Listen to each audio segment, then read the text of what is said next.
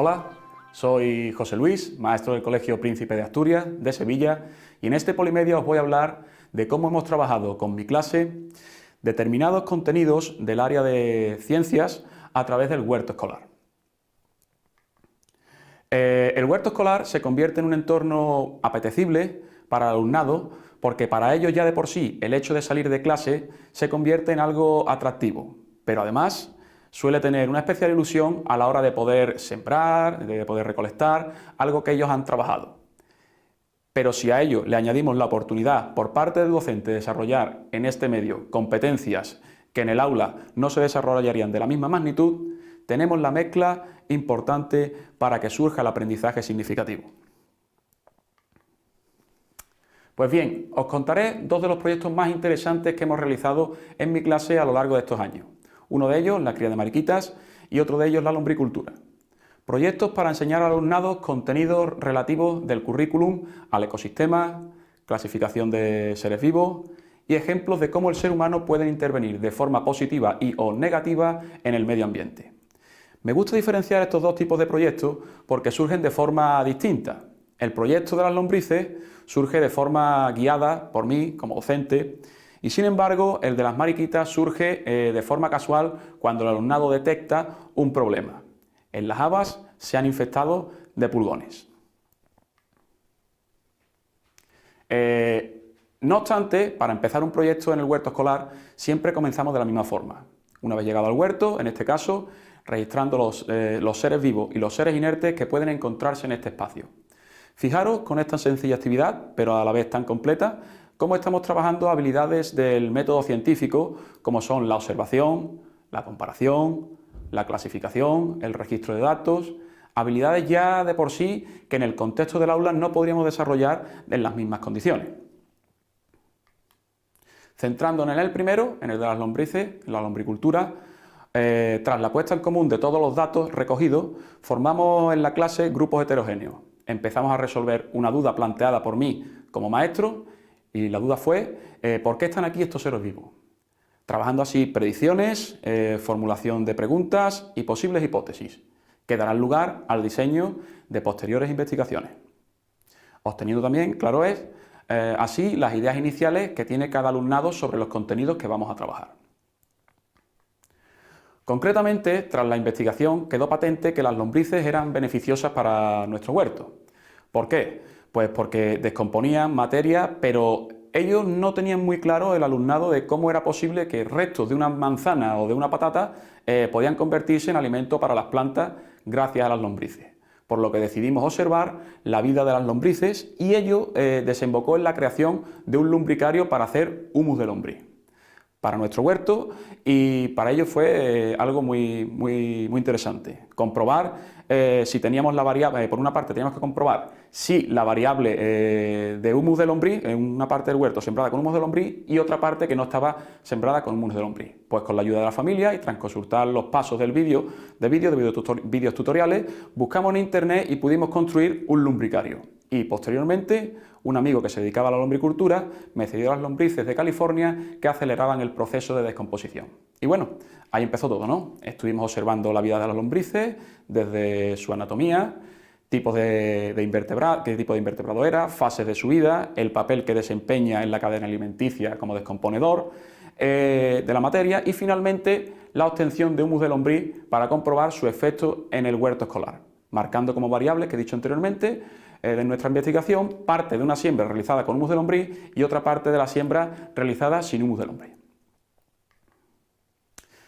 Pasado un mes nos llevamos el lumbricario al patio, volcamos la caja de cartón como podéis ver en la fotografía y fuimos separando las lombrices hacia el mantillo, quitándolas del humus, volviendo a dejar el lumbricario en una nueva tierra, guardando el humus resultante para el cual después tamizamos para separar algunos restos que no se habían descompuesto por completo.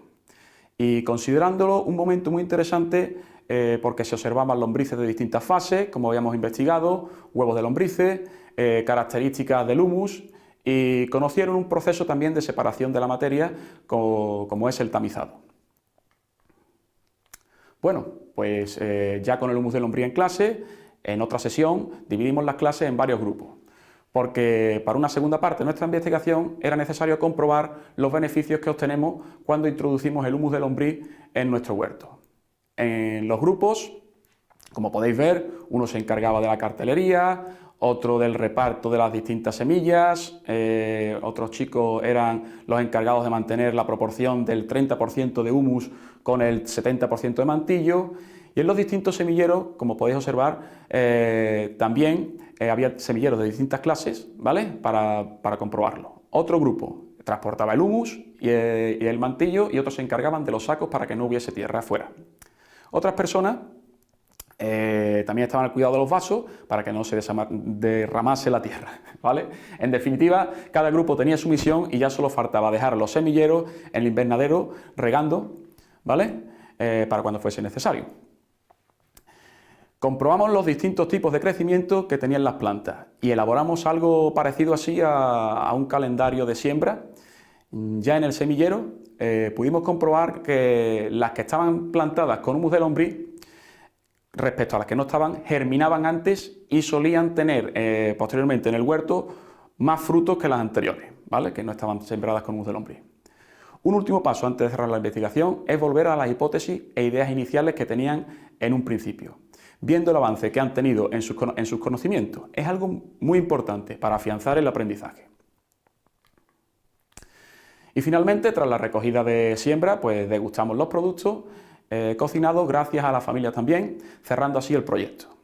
Como podéis ver, con este proyecto pudimos trabajar contenidos del curso como en ciencia, por ejemplo, relativos al método científico, como ya os expliqué al principio, desarrollando habilidades de observación, de comparación, registro de datos, formulación de hipótesis para su posterior diseño de la investigación.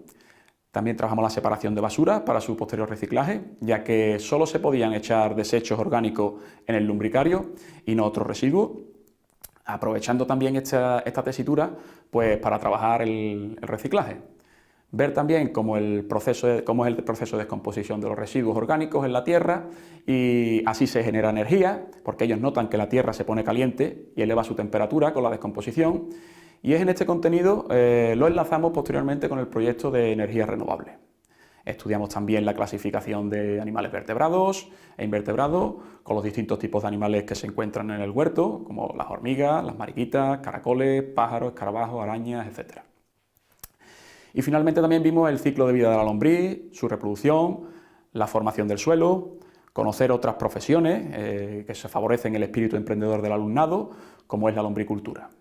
Y también, como ven en la foto, en matemáticas trabajamos magnitudes relativas al peso, la cantidad de desecho orgánico que debíamos echarle al lumbricario, a las lombrices, litros que recogíamos de humus líquido en el propio lumbricario, y las proporciones y las fracciones. ¿En cuanto a qué? Pues en cuanto al humus y al mantillo debían de mantenerse en una proporción, ¿vale? Un diseño del calendario de siembra también, que estuvimos viendo para ver a qué velocidad germinaban, porque lo que habría que plantarlas en distintos momentos, ya que crecían en distintas partes de la semana y debían estar plantados todo antes de Semana Santa. En lengua, en comprensión oral, para la fabricación del lumbricario, trabajamos el texto instructivo, ya que debíamos seguir unas instrucciones para hacer el lumbricario y además dejar patente otras instrucciones de cómo debíamos realizar la siembra de semilla para obtener los plantones en un determinado momento. Y trabajamos también cómo podíamos dirigirnos a través de una carta a algunos youtubers, eso les gustó mucho, para que nos diese consejos en nuestro huerto escolar. Muy motivador fue el hecho de recibir vídeos de otras personas, como el de la huertina de Tony de YouTube, ¿vale? Os dejo una muestra para que lo veáis. Hola amigos de la huertina de Tony, bienvenidos a un vídeo más donde hoy quiero mandar un saludo muy especial a los niños y niñas del Colegio Príncipe de Asturias de Sevilla, que me han dicho que estáis haciendo un verdadero esfuerzo por sacar adelante vuestro huerto, y la verdad que me motiva muchísimo saber que, bueno, que estáis ahí dando fuertemente a la azada. Mucho ánimo, chicos, la verdad que vais a poder disfrutar enseguida de muy buenas cosechas, y si no, no pasa nada, siempre si se falla hay que volver a intentarlo. Bueno, un besito y un abrazo enorme, un saludito, hasta luego. Bueno, Otro proyecto que surgió sin haberlo planificado previamente en nuestra programación fue la cría de mariquitas en cautividad. Partió de la observación de un grupo de alumnos y alumnas que se dieron cuenta de que en las plantas de habas había hormigas que subían y bajaban. Entonces, captada la atención de gran parte del alumnado, comenzamos a observar cuáles eran las plantas que tenían hormigas y cuáles eran las que no tenían. Y eran las habas las que solían tener más hormigas. Sabíamos que las hormigas estaban presentes en nuestro huerto, pero que nunca las habíamos visto subir y bajar de las plantas. Hasta que tras observar detenidamente, pues se dieron cuenta de que las hormigas había unos bichitos negros minúsculos que según las palabras de ellos, pues era algo que no era bueno o que no era normal en las habas. Bien, igual que las lombrices, tras la observación, buscamos información y nos dimos cuenta de que nuestras hipótesis eran ciertas. Esos bichitos negros que averiguamos que eran pulgones, pues efectivamente eran perjudiciales y que había maneras efectivas, sobre todo de carácter preventivo, pero no tan eficaces cuando la plaga estaba ya instalada. Aún así, un alumno pues, había traído un remedio que eran infusiones de ajo, que había mezclado con su madre al 50% y lo echamos en las plantas, sobre todo en las que todavía no habían sido atacadas por el pulgón. Y también decidimos otra forma de quitarlo, que podía ser manual. Y según iban quitando los pulgones, el alumnado decía que las hormigas se ponían nerviosas, según sus palabras, cada vez que quitábamos los pulgones. Con lo cual, investigando hormigas y pulgones, esta vez pues nos dimos cuenta de que los pulgones y las hormigas pues, tenían como una relación de amistad al que le dimos su nombre, mutualismo. Fue un momento clave para mí como docente este punto, ya que me di cuenta de que podíamos trabajar la clasificación de animales según su tipo de alimentación, trabajar también las cadenas tróficas y a su vez las relaciones que surgen entre los distintos seres vivos del huerto. No me había dado cuenta hasta ahora y tenía delante de mí relaciones de parasitismo entre el pulgón y la planta. Después incluso pudimos observar que existía otra planta parásita, que era el jopo de lava, mutualismo entre el pulgón y la hormiga. Y más adelante también pudimos entender que entre la mariquita y el pulgón había una relación de depredación e incluso de competencia entre la mariquita y la hormiga por acaparar, aunque con finalidades distintas, a los pulgones. Pero nuestro protagonista de esta experiencia apareció después, ¿no? En la fase de búsqueda de información para combatir el pulgón. Conocíamos que existían químicos, agentes químicos que eran contraproducentes para el suelo porque tenían repercusiones negativas, también para otros invertebrados del huerto. Y una alumna trajo de casa información sobre cómo había posibilidad de atraer a determinados insectos, entre ellos la mariquita, creando un hábitat propicio para sentarse. Y se fabricó con su padre una casetilla de mariquitas, como pueden ver en la foto, y sería así un depredador natural del pulgón. Pero claro, el hecho de atraer a mariquitas era ideal, pero quizás no era una solución a corto plazo. Y entonces se me ocurrió la idea de poder criar nosotros mariquitas en cautividad con la idea de reintroducir las larvas en el huerto escolar, ya que son las larvas las más efectivas debido a que son más controlables porque no pueden volar. Teniendo también una conversación con ellos interesante porque cabía la posibilidad de introducir sin querer alguna especie invasiva, como la mariquita arlequín, que ocurrió en Francia también cuando hicieron este proceso, y que cambiase por tanto el ecosistema de nuestro huerto. Llegamos a la conclusión de que las especies autóctonas eran las rojas de 2 puntos y de 7 puntos, pero que las más efectivas eran las de 7, ¿no? Coccinella septempuntata. Vimos también la necesidad de conocer su nombre científico a la hora de realizar el pedido a esta empresa para no confundirnos con otras. Y así lo hicimos, ¿no? Nos pusimos en contacto con una empresa y tras unas recomendaciones empezamos a realizar esta actividad y al cabo de unos días pues introducimos las larvas en nuestro huerto. Más allá del poder efectivo de este proyecto, lo interesante de esta actividad es que trabajamos los siguientes contenidos de ciencia, ¿no? Pues por una parte el concepto de hábitat, las características y las relaciones que se dan en el ecosistema del huerto escolar, la metamorfosis de la mariquita y de otros insectos, especies invasoras y sus repercusiones, ejemplos de actuaciones del ser humano en la vida diaria que influyen en el medio ambiente, sobre todo prácticas ecológicas, Y también en matemáticas pues trabajamos de alguna forma la proporcionalidad y las magnitudes con cantidades de agua e infusión de ajo como remedio natural en el proceso de este chico.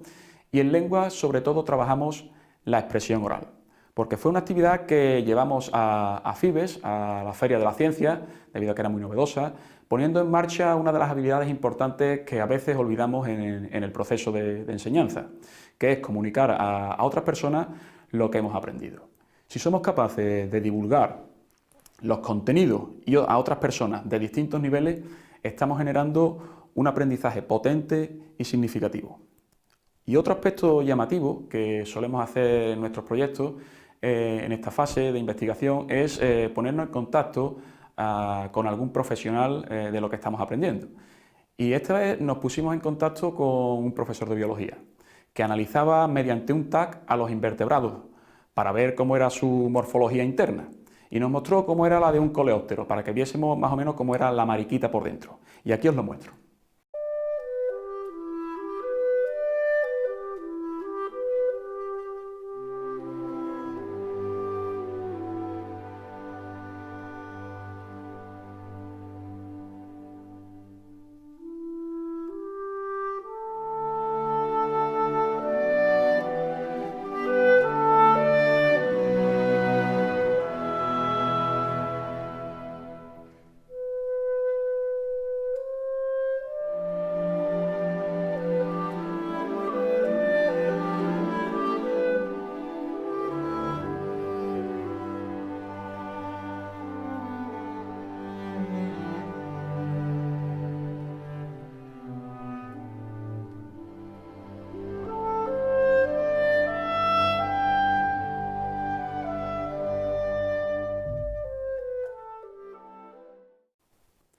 Y antes de finalizar este Polimedia voy a puntualizar algunos aspectos que hacen posible trabajar de esta forma en el centro o en el aula, ¿no?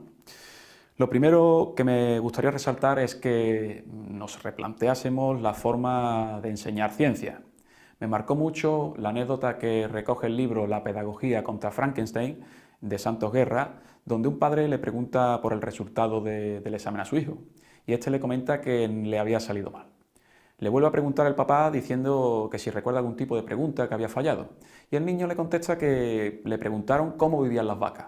Y él respondió que las vacas pues vivían bien. Eso que su padre extrañado de la respuesta y de cuál podía ser la respuesta adecuada, el niño le dijo que su maestro le había dicho que tenía que poner lo que decía el libro. Las vacas vivían en ganadería intensiva o extensiva. Claro, ello nos lleva a reflexionar que el alumno no entendía que era una ganadería extensiva ni una ganadería intensiva, pero que si memorizaba esas palabras, la evaluación pues sería positiva. Por tanto, y me incluyo yo, hemos enseñado ciencia como algo que debemos memorizar y soltarlo tal cual. Y entonces debemos considerar que el aprendizaje de la ciencia no consiste en eso, en llenar de contenidos la cabeza del alumnado mediante una repetición de esos conceptos, sino que lo más importante no es dotar al alumnado de esos contenidos, sino ir un poco más allá y dotar al alumnado de habilidades necesarias para alcanzar dichos contenidos.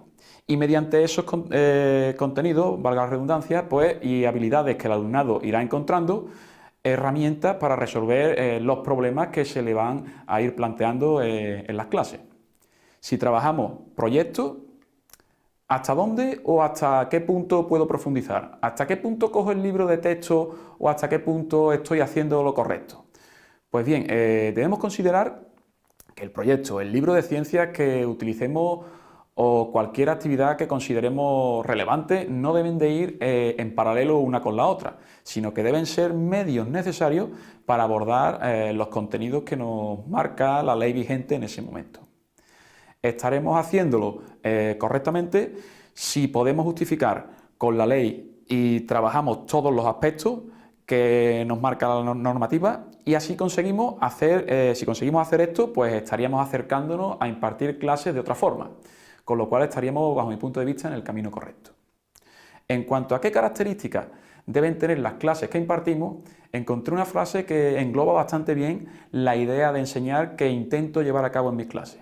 Rozada dice que deberíamos enseñar un conocimiento tan disciplinar como sea necesario para que no sea meramente vulgar, pero que a la vez sea indisciplinado, tanto como sea preciso, para que llegue a conectar con los alumnos y su mundo. Y al mismo tiempo, esto es muy importante, tan práctico como haga falta para que no sea solo repetido en situaciones de examen. Muchos de ustedes también se preguntarán cómo llevamos a cabo la evaluación. ¿Cómo evaluamos a estos niños y niñas que ahora no se limitan a contestar lo que viene en el libro? Pues bien, lo ideal es tener en cuenta que el alumnado se va a mover en 3 niveles. El descriptivo, donde el alumno es capaz de narrar lo que ve, como por ejemplo hay una planta de habas en las que hay pulgones y hormigas que suben y bajan. Otro conocimiento más complejo sería un nivel explicativo. Es capaz de explicar, por ejemplo, también que los pulgones están porque se alimentan de la planta y que las hormigas aprovechan la melaza que los pulgones van desprendiendo y por eso están juntos.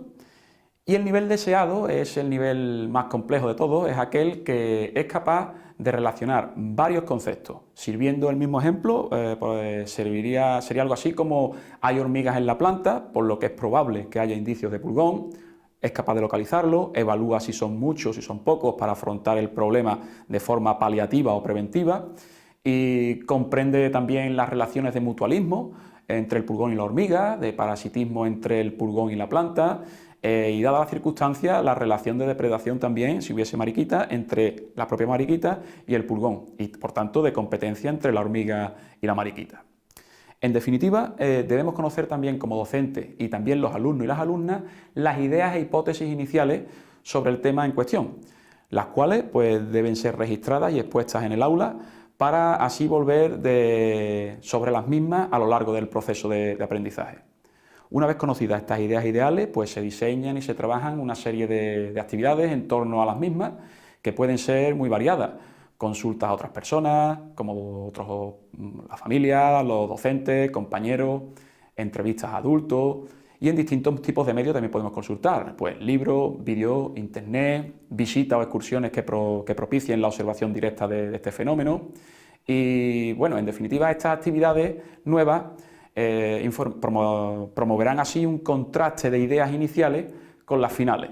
Y el alumno le obliga a reestructurar sus esquemas mentales, viendo así distintos niveles de pensamiento, los cuales nos pueden servir a nosotros en nuestra evaluación, y si conseguimos verlo como evaluadores, pues conoceremos los distintos niveles de conocimiento que nuestros alumnos se encuentran, y ello nos servirá positivamente para nuestra evaluación.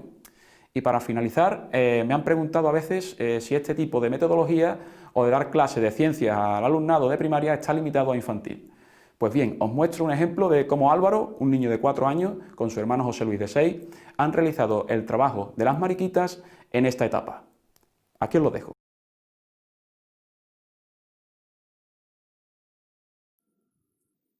Hola, me llamo Álvaro.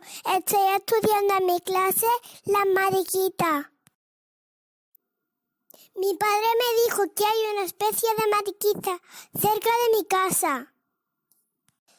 La mariquita tiene 2 antenitas, una cabecita, 2 élitros, 6 patitas y de color naranja. Y tiene pelos. Y tiene 1, 2, 3, 4, 5, 6, 7, 8, 9, 10 y 11 puntos. ¡Guau! La mariquita vive en una planta que se llama pepinillo del diablo. La planta no se come porque es tóxica y si la toca hay que lavarse las manos. Esta mariquita es muy especial, no come pulgones como los demás, come flores. Muy pocos animales comen esta planta, ya os dije que es tóxica, pero ella está acostumbrada. Esta mariquita, cuando la coges, echa un líquido amargo para defenderse y se hace la muerta. Mamá mariquita pone los huevos debajo de una hoja para que no se mojen en la lluvia. Del huevo sale la larva, que es de color amarilla y negra. La larva se alimenta de la flor hasta que va creciendo y se hace mayor. Cuando ya grande, se queda dormida y se convierte en pupa. Cuando se despierta de su metamorfosis, ya es una mariquita. Cuando la mariquita sea mayor, ya pondrá huevos otra vez. No sabía que esta mariquita vivía cerca de mi casa. Ha sido muy divertido conocerla. Hasta pronto, amigos.